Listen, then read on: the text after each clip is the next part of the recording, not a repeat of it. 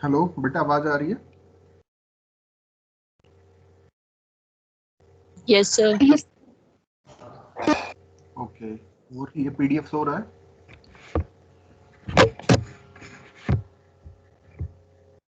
Yes sir. इसमें आज पता नहीं क्या हो रहा है, रिकॉर्डिंग स्टार्ट नहीं हो रही इसमें।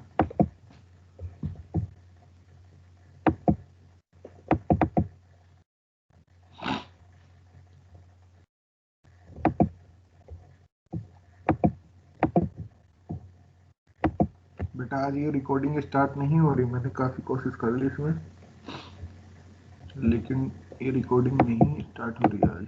पता नहीं क्या हो रहा है इसमें।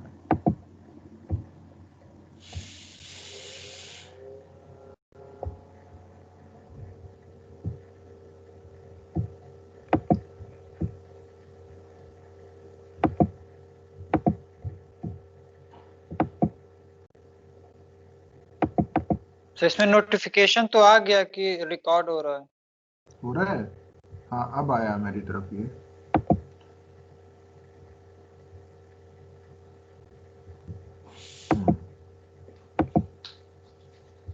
नोटिफिकेशन तो अब आया मेरी तरफ, ये तो नेट स्लो चल रहा है मेरा।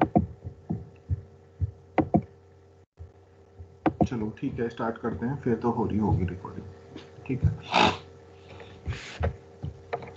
चलो अभी तक हमने 3 मेथड कंप्लीट कर लिए। लास्ट कल हमने रेगुलर फॉल्सी मेथड किया था। किसी को डाउट है उस मेथड में? अगर मेथड में डाउट है तो बताओ बेटा मुझे।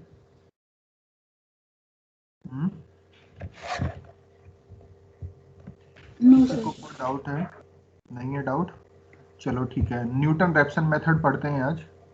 और ये बड़ा इजी सा फॉर्मूला है इसका, पहले इसको ड्राइव कर लेते हैं। फॉर्मूला कहाँ से आता है इसको देख लेते हैं, बाद हम आगे करते हैं इसको।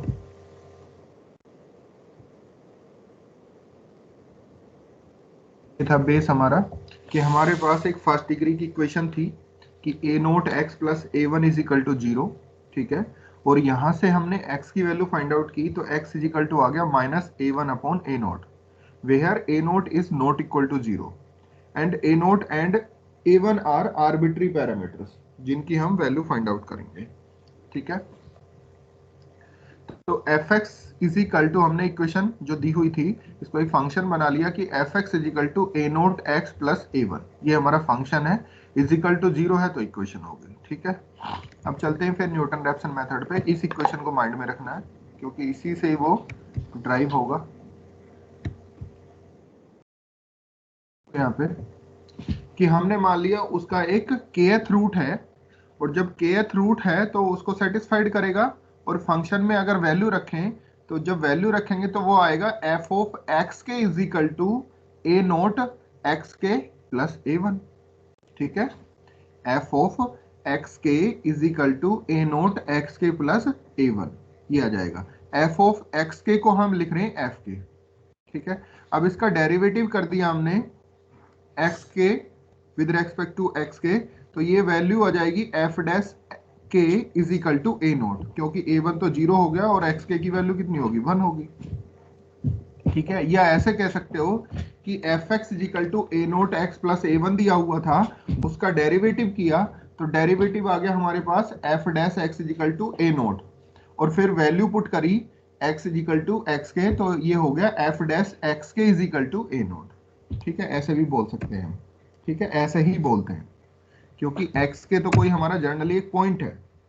ठीक है, पॉइंट के रेस्पेक्ट में कभी डिफरेंशिएशन थोड़ी ना होता है, वेरिएबल के रेस्पेक्ट में डिफरेंशिएशन होता है।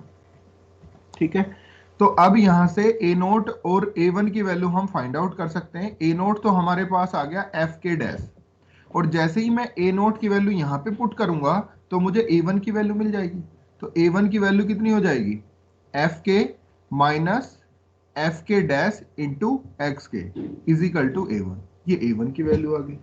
अब वहां पे जो दिया हुआ था वो दिया हुआ था x is equal to minus a one upon a naught, minus a one upon a naught.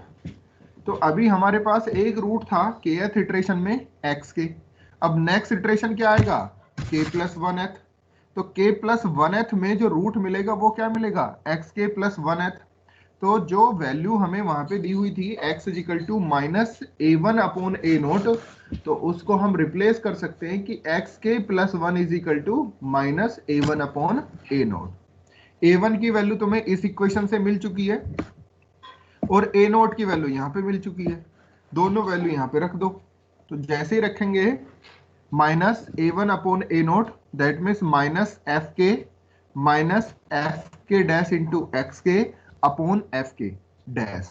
ठीक है, तो जब इसको सिंप्लीफाई करोगे, सिंप्लीफाई करने के बाद ये तुम्हारे पास फॉर्मूला आ जाएगा, और इसी को हम क्या बोलते हैं, न्यूटन रैप्सन मेथड या एनआर मेथड। ठीक है, के गोस यहाँ पे जीरो से स्टार्ट करेंगे। जैसे ही मैं जीरो रखूंगा तो मुझे x1 की वैल्यू मिल जाएगी।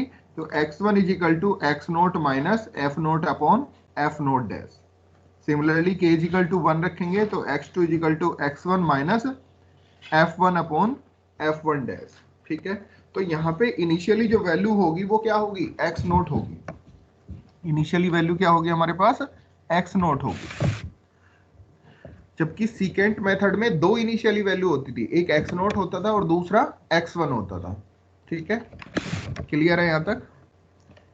तो ये हमारा फॉर्मूला है, ये फॉर्मूला तुम्हें याद रखना है। ड्राइव वाला मेथड समझ में आ गया, अच्छी बात है, नहीं आया तो भी अच्छी बात है। ठीक है, ड्राइव में किसी को कुछ पूछना हो, कुछ समझना चाह रहे हो तो बताओ, कहीं पे कोई डाउट्स आ रहा हो तो मैं बता दूंगा तुम्हें।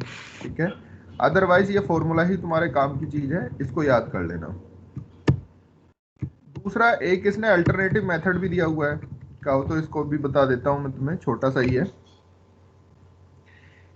कि let x k be an approximation to the root of the equation f x is equal to zero. ये कह रहा है कि एक्स के कोई अप्रोक्सीमेट रूट है किसका, f x is equal to zero का, और delta x be an increment in x such that कि x k plus delta x is an exact root.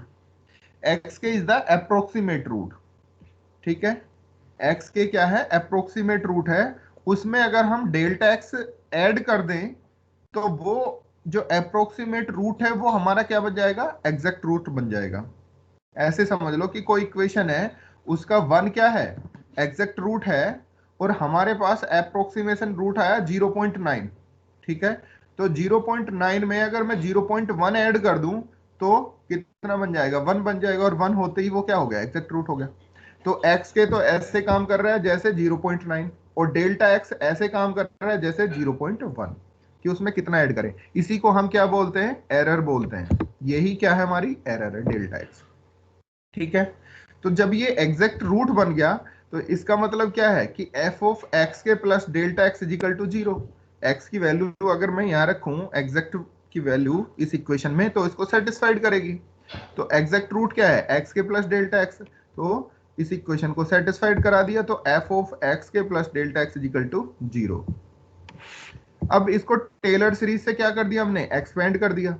और टेलर सीरीज अगर नहीं पता तो लिख लो कि f of x plus h is equal to f x plus h f dash x plus h square upon factorial two f double dash x and so on.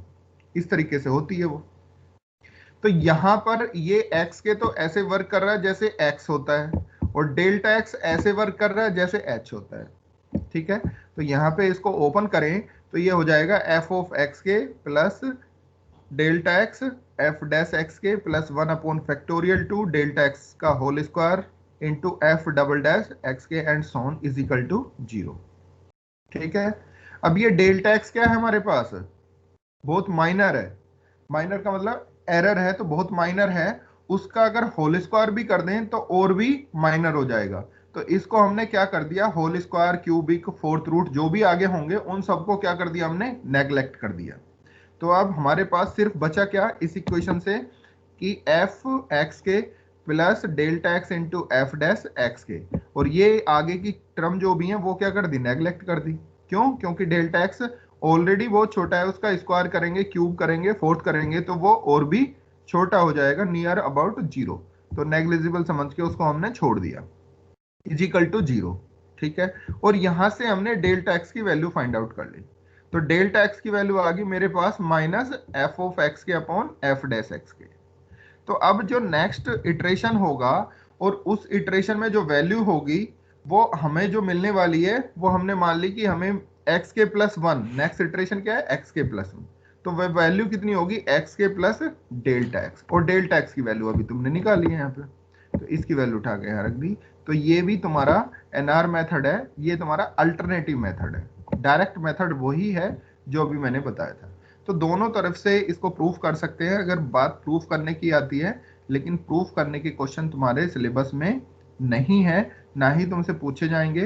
पूछे जाएंगे तो सिर्फ न्यूमेरिकल क्वेश्चन पूछे जाएंगे तुमसे। ठीक है, तो इसको याद कर लेना फॉर्मूले को। इसके बाद भी अगर फिर भी किसी को लग रहा है कि नहीं इसमें कोई डाउट है, कहीं पे कुछ पूछना चाह रहा है, तो वो पूछ सकते हैं। बताओ।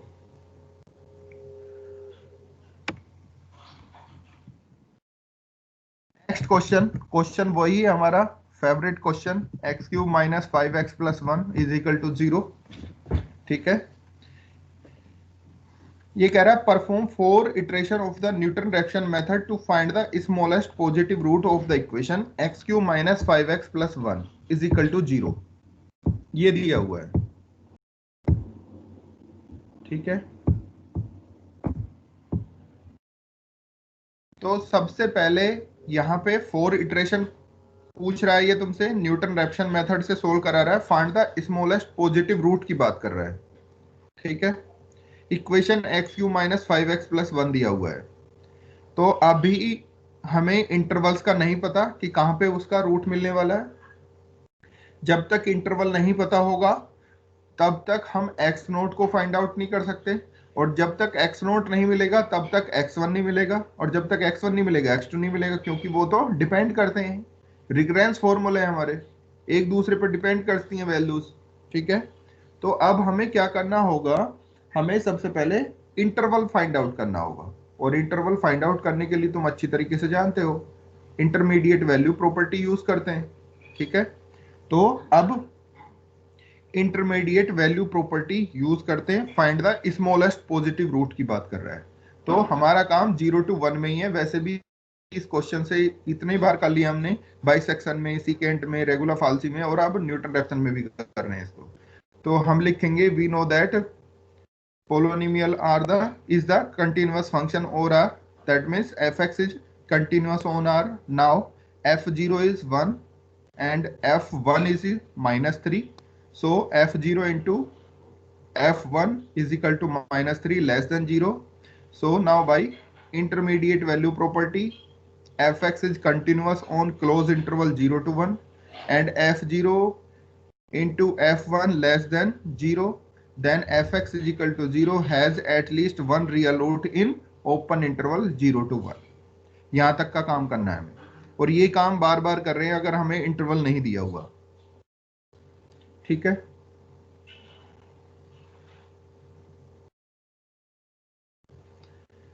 अब जब इंटरवल मिल गया तो इंटरवल मिलने के बाद अब रूट तो इसी के अंदर होगा जो स्मॉलेस्ट पॉजिटिव रूट की बात कर रहा है।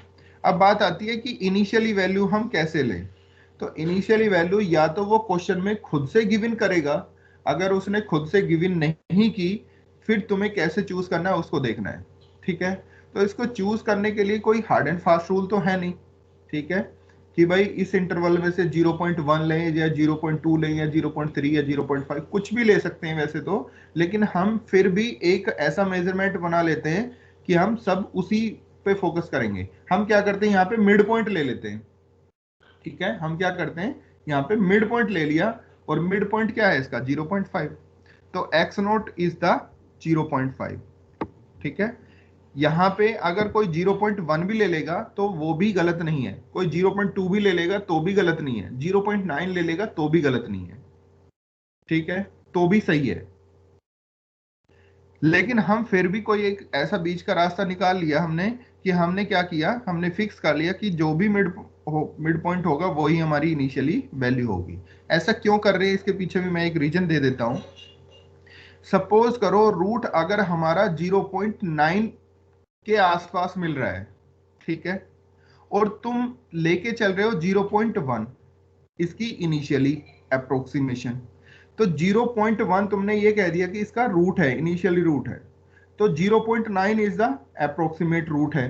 कुछ देर के लिए यही सोच लो, तो 0.1 से 0.9 तक पहुंचने में तुम्हें काफी मतलब इटरेशन करने पड़ेंगे, 4-5 इटरेशन में हो सकता है तुम वहां तक ना पहुंच पाओ 0.9 की तरफ, या पहुंच रहे हो तो उसमें वेरिएशन मिलेगा तुम्हें, ठीक है। लेकिन अगर मैं 0.5 रखूं तो चाहे रूट 0.1 की तरफ है या 0.9 की तरफ है, मैं इजीली मूव कर सकता हूं वहां से, ठीक है।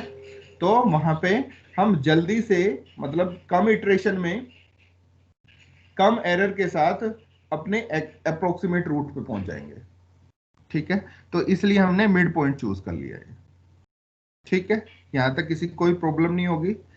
अब चलते हैं हम अपने फॉर्मूले में और लिखते हैं we know that by Newton Raphson method कि x k plus 1 is equal to x k minus f of x k upon f dash x k, ये जो फॉर्मूला है, ठीक है।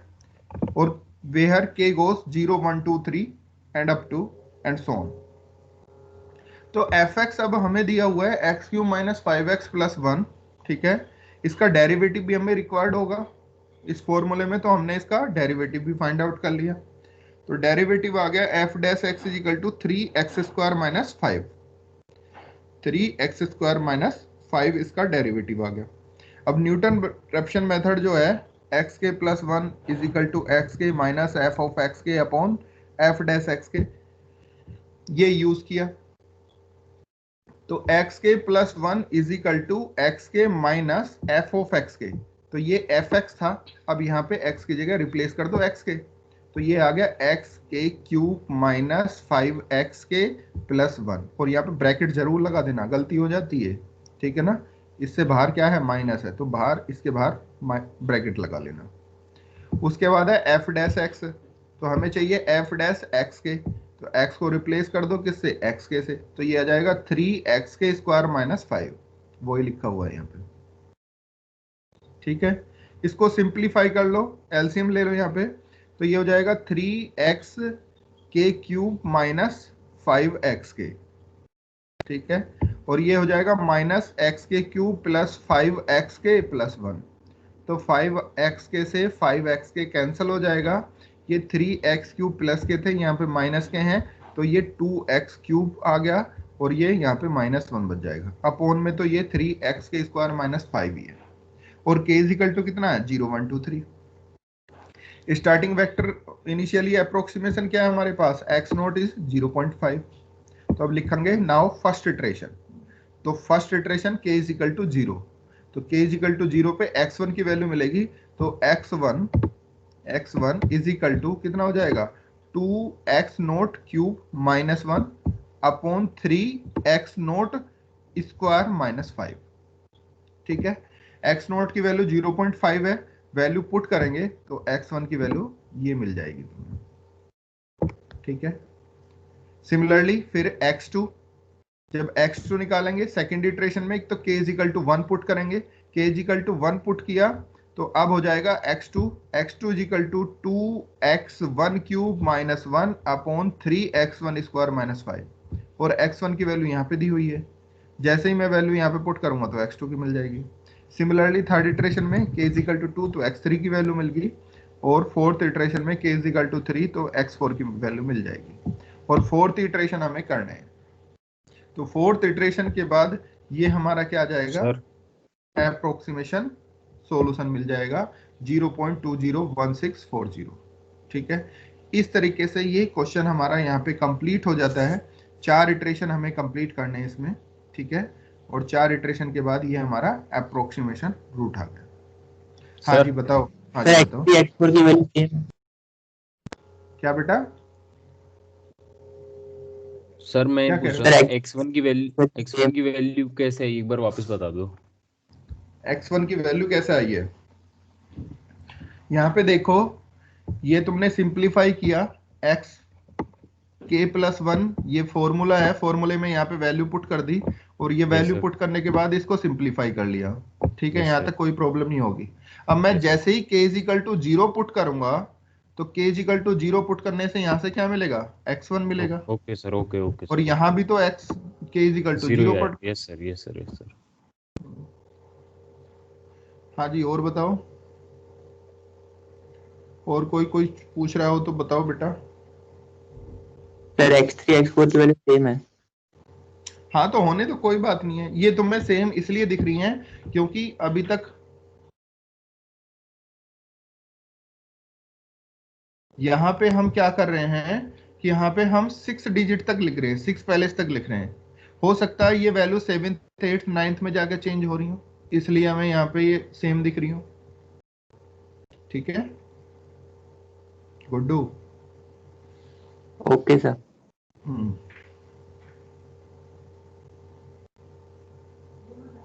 ठीक है जी।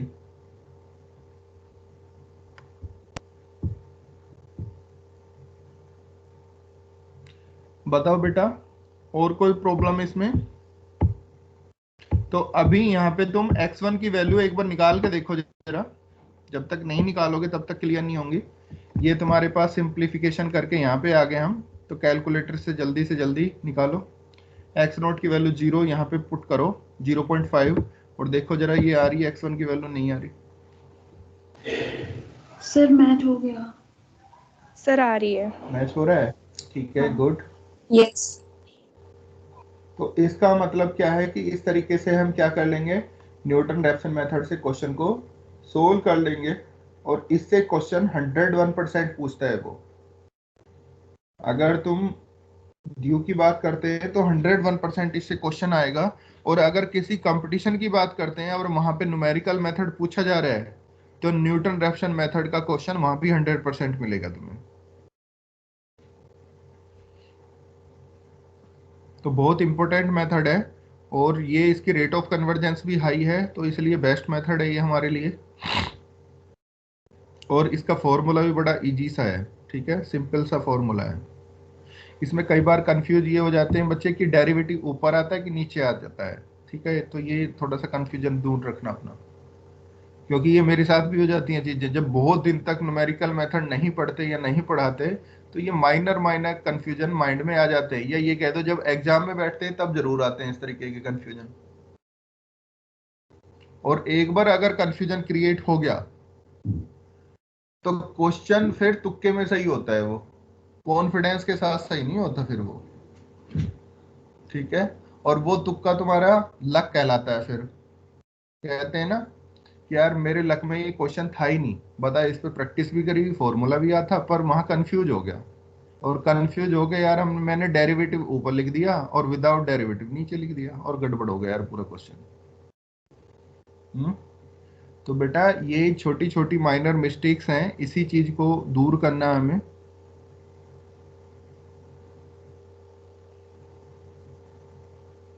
तो इसलिए ड्राइव वाले जो चीजें होती है ना, तो कई बार हमारी फॉर्मूला ड्राइव नहीं, थोड़ा सा कंफ्यूजन हो रहा है, और फॉर्मूला ड्राइव करने का हमें मेथड पता है कि यार एक इक्वेशन थी f x is equal to a naught x plus a1, वहां पे x के पुट कर दिया था, फिर डेरिवेटिव कर लिया था, a नोट की वैल्यू निकाल ली थी, फिर a नोट की वैल्यू उसमें पुट कर दी थी, x is equal to minus a1 upon a naught था, और यार a नोट तो डेरिवेटिव था वहां पे, तो यार डेरिवेटिव तो अपॉन में ही आएगा, तो कनेक्ट होगी ना चीजें।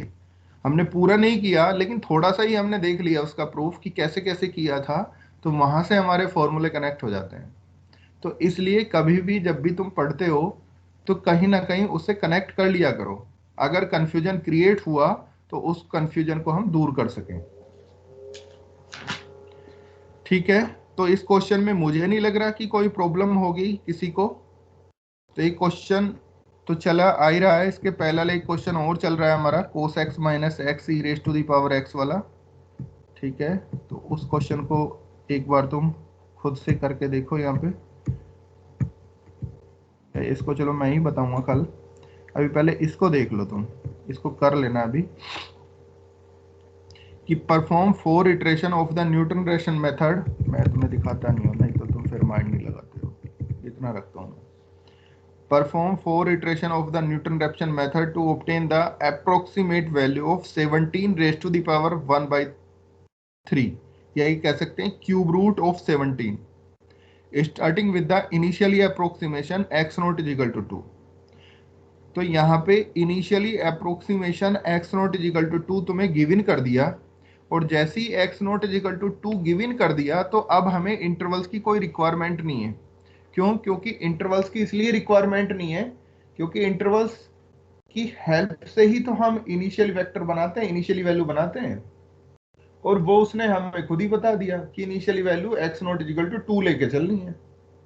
ठीक है, तब हम अब जो इंटरवल्स फाइंड आउट करते हैं with the help of IVP, उसको निकालने की जरूरत नहीं है ना। अब आईवीपी निकालने की जरूरत है ना, ये लिखने की जरूरत है कंटिन्यूअस है या नहीं है, ना ये निकालने की जरूरत है कि F0 F1 क्या है।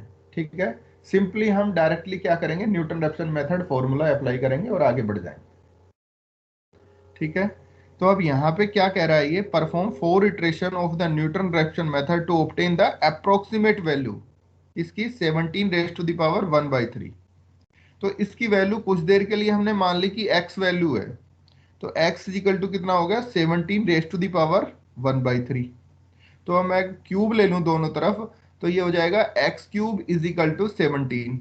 ठीक है, तो x cube is equal to 17, अगर मैं 17 को लेफ्ट साइड ले आए तो ये हो जाएगा x cube minus 17 is equal to 0। तो फाइनली वो क्या कर रहा है, वो x cube minus 17 is equal to 0 का एक रूट पूछ रहा है तुमसे, और जिसका इनिशियली अप्रोक्सीमेशन कितना है, x naught is equal to 2। ठीक है, तो अब देखो जरा इसमें, तो x is equal to 17 raise to the power 1/3, x cube cube किया, x cube is equal to 17, तो finally x cube minus 17 is equal to 0 आ गया, और इसी को हमने fx बना लिया, तो fx is equal to x cube minus 17 is equal to 0। और उसके बाद अब Newton Raphson method formula apply किया हमने कि x k plus 1 is equal to x k minus f of x k upon f dash x k. तो f x तो तुम्हें दिया हुआ है, इसका डेरिवेटिव फाइंड आउट कर लो, तो इसका डेरिवेटिव हो गया f dash x is equal to 3x square. ठीक है, कितना आ गया, 3x स्क्वायर। अब एफ एक्स के निकालो, एफ डैश एक्स के निकालो, तो वो देखो यहाँ पे निकाला होगा, ये निकाल रखे, ये फॉर्मूले में पुट भी कर दिए, इसका एलसीएम लिया और एलसीएम लेके उसको सिंप्लीफाई किया, सिंप्लीफाई करने के बाद ये आ गया तुम्हारे पास। अब स्टार्टिंग वेक्टर वैल्यू कितनी है, x naught is equal to 2 दी हुई है, तो यहां से स्टार्ट कर लेंगे। तो फर्स्ट इटरेशन कितना हो गया, k गोस 0 पर, दैट मीन्स x1, तो x1 हो गया 2x not cube plus 17 upon 3x not square. x not की वैल्यू 2 पुट करो, तो जैसे ही 2 पुट करेंगे तो हमारे पास x1 की वैल्यू आ गई 2.75। अगेन फिर x2 की वैल्यू निकालेंगे, तो x1 पे डिपेंड कर जाएगी वो, तो x1 की वैल्यू अभी हमने निकाली है 2.75, वैल्यू पुट करेंगे तो यहाँ पे x2 की वैल्यू आ गई। सिमिलरली x3 की आ जाएगी, x4 की आ जाएगी। x4 दैट मीन्स 4 इटरेशन में वो बात कर रहा है, तो x4 is the final answer. तो फाइनल आंसर आ गया हमारे पास 2.571282। ठीक है, यहाँ पे 6 या 7 डेसिमल तक लिख रहे, तुम कोशिश करना वहाँ पे 5 डेसिमल तक ही लिखना या 4 डेसिमल तक, जितना कह रहा है या तो उतना लिखना, अदरवाइज 5 तक लिख देना, वो स्टैंडर्ड माना जाता है न्यूटन रेफसन इसमें, सॉरी न्यूमेरिकल मेथड्स में। ठीक है, तो इस तरीके से हम क्यूब रूट हो, फोर्थ रूट हो या स्क्वायर रूट हो, कुछ भी हो, उस तरीके से भी हम न्यूटन रेफसन मेथड क्या किसी भी मेथड से उसको सोल्व कर सकते हैं। क्यों? क्योंकि वहां से एक इक्वेशन बन जाती है और उस इक्वेशन का रूट निकालने के लिए हमारे पास 4-5 मेथड है, तो उनकी हेल्प लेके हम उसका रूट फाइंड आउट कर सकते हैं। तो ये भी हमारा एक एप्लीकेशंस है इन मेथड्स के। ठीक है, तो एक बार इस क्वेश्चन को तुम खुद से सोल्व कर लो। ठीक है, एक बार वैल्यूज निकाल लो x1 x2 x3 की, तो तुम्हें थोड़ा सा कॉन्फिडेंस हो जाएगा कि हाँ इस तरीके के क्वेश्चंस हम कर सकते हैं। उसके बाद 2 क्वेश्चन मैं तुम्हें घर के लिए दे दूंगा, तो इतना ही बहुत है। तो ये मान लो कि तुम फर्स्ट यूनिट में 50% काम तुम्हारा कंप्लीट हो चुका है। अब 50% में अब तुम्हारे रेट ऑफ कन्वर्जेंस बचते हैं। तो 3 रेट ऑफ कन्वर्जेंस है तुम्हारे, सीकेंट का है और रेगुलर फाल्सी का है और एनआर का है। एनआर और सीकेंट मेथड के बिल्कुल सेम है, तो उसमें ज़्यादा टाइम नहीं लगने वाला, मतलब एक में लगेगा टाइम, दूसरे में नहीं लगने वाला। एक तो काफ़ी बड़ा है सीकेंट मेथड का रेट ऑफ कन्वर्जेंस, और फिर है न्यूटन रैप्सन का। तो 2 दिन हमारे इस काम में लग जाएंगे। और उसके बाद एक अभी क्वेश्चन है कि वो एक कंडीशन देता है, उस कंडीशन तक हमें अपने इटरेशन फाइंड आउट करने होते हैं। जब वो कंडीशन फुलफिल होगी तब अपने इटरेशन जो है स्टॉप करने होते हैं। वो फाइनली हमें इटरेशन की वैल्यू नहीं बताता, 4 5 3 6 जो भी है ये नहीं देगा हमें, खुद से वो एक कंडीशन देगा, उस कंडीशन तक देखने होंगे कितने इटरेशन होंगे। तो एक इस टाइप के भी क्वेश्चन है, वो भी मैं बता दूंगा। तो नेक्स्ट वीक में ये हमारी पूरी यूनिट कंप्लीट हो जाएगी।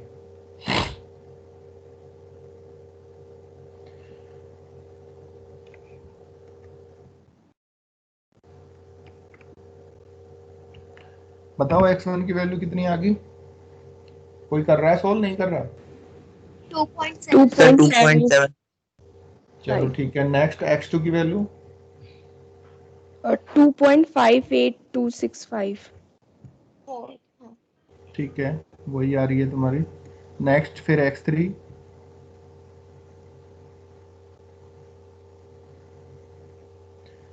देखो बेटा, मैं किसी को भी नहीं देख रहा कि तुम क्या कर रहे हो क्या नहीं कर रहे, ठीक है। कुछ बच्चे ऐसे भी होंगे जो किताब में से देख के बोल रहे होंगे, कुछ बच्चे नो डाउट ऐसे भी होंगे जो खुद से सोल्व करके मुझे बता रहे होंगे, ठीक है। तो बेटा चीटिंग नहीं करनी, जैसे मैं बता रहा हूँ वैसे ही करते रहना, क्योंकि इसका फल तुम्हें ही मिलने वाला है। अगर तुम इसमें से देख के बता रहे हो तो जाहिर सी बात है तुमने प्रैक्टिस नहीं की, इसका खामियाजा भी तुम्हें ही भुगतना होगा। और अगर तुम अपने खुद से सोल्व करके मुझे बता रहे हो तो इसका मतलब तुम प्रैक्टिस कर रहे हो, उसका फल भी तुम्हें ही मिलेगा, ठीक है। तो जो भी प्रॉफिट या लॉस होगा वो तुम्हें ही होने वाला है। तो मेरा सजेशन यही है बेटा, जो कहा जाए वो करते रहो। x3 की वैल्यू कितनी आई? 2.571331। हाँ ठीक है, इसमें 2 आ रहा तो 5 डिजिट तक वही हो जाएगा, 57133। ठीक है, गुड।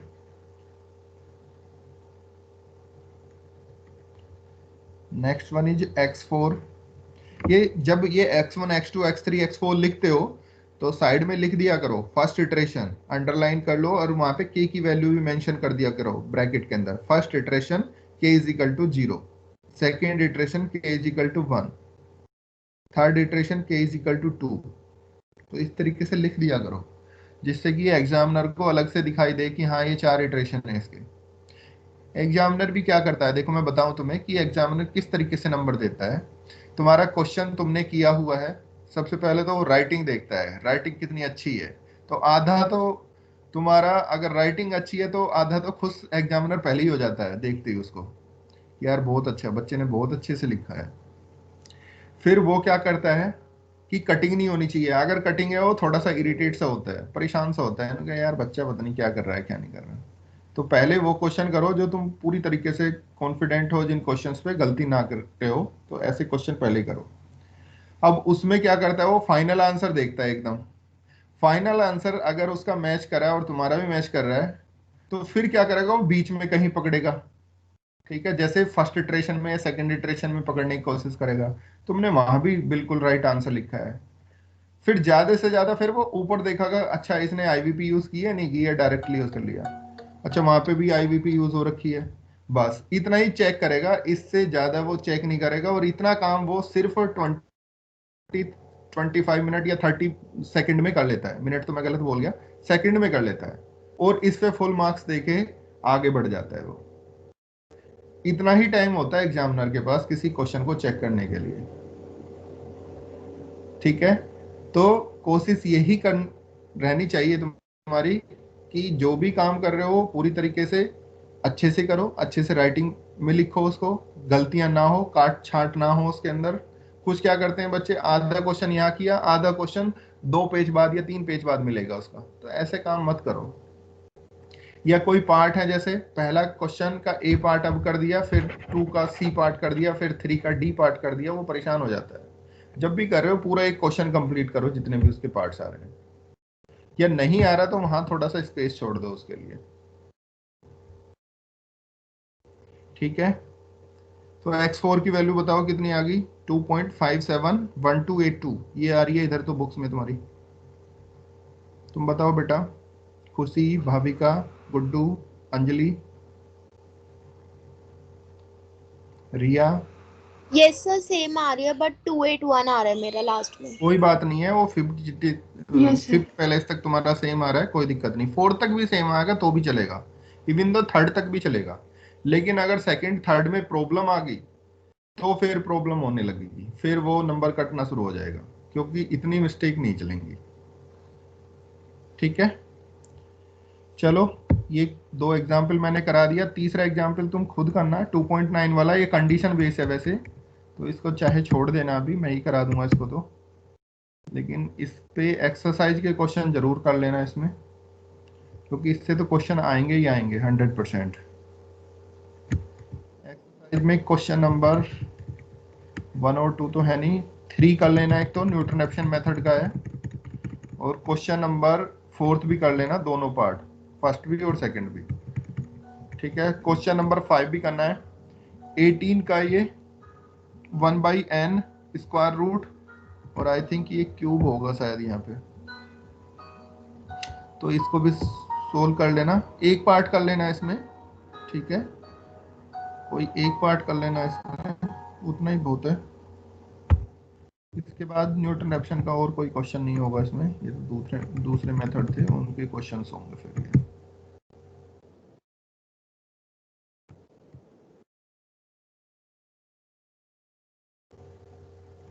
सर जैसे आपने कहा ना कि एग्जामिनर लास्ट सीधे आंसर चेक करता है, तो उसमें अगर सर हमने राउंड ऑफ करके किया होगा तो कुछ तो वैल्यू चेंज हो ही जाएगी। नहीं, अब मैंने बताया ना, अब 5 डेसिमल तक वो पूछ रहा है तुमसे और तुमने राउंड ऑफ किया, तो वो एग्जैक्ट भी चेक नहीं करता कि अच्छा तुम्हारा इतना आंसर आ रहा है, मेरा इतना आ रहा है, नहीं करेगा। सेकंड और थर्ड पैलेस तक सेम आना चाहिए तुम्हारा आंसर, वहां पे डिफर नहीं होना चाहिए। तो इतना तो रहता ही है, सेकंड थर्ड तक तो तुम्हारा भी सेम ही रहता है, फोर्थ क्या फिफ्थ सिक्स में जाकर चेंज होता है तुम्हारा, ठीक है। अब सपोज करो आंसर है 0.7000, तुम्हारा आ रहा है 0.809 समथिंग, तो कितना डिफर हो गया बताओ, है ना। फर्स्ट पहले इस पे ही डिफर हो गया, तो उस पे नंबर नहीं देगा, वो नंबर कट कर लेगा तब, ठीक है गुड्डू। Yes sir.